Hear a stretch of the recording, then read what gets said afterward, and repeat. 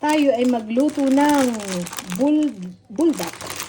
At gagawin natin medyo healthy. So, meron tayong cabbage dito. Tapos yung ating young onions.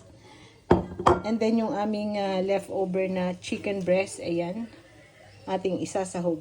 Grabe kanina dun sa grocery. May mga kabataan dumating. Talagang ano sila. Para silang nagpanic buying nito. Binili lahat nila yung nasa shelf. Buti na nakakuha na ako ng 2 piraso. Kasi parang nagkikrave din po ako sa maanghang. Yan o.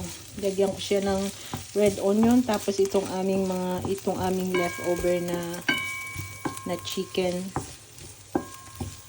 Na cooked chicken. Lagay na natin itong ating cabbage.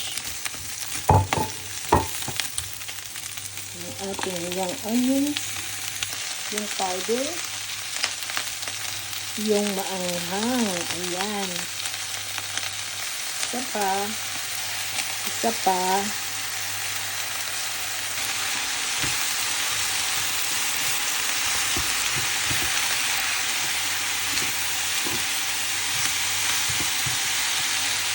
Lagyan na natin yung noodles. Oh lala, ang anghang. Para akong masasamid. Ito na po.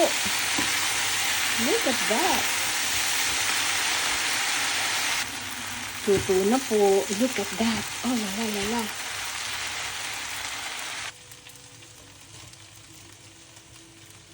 Wow.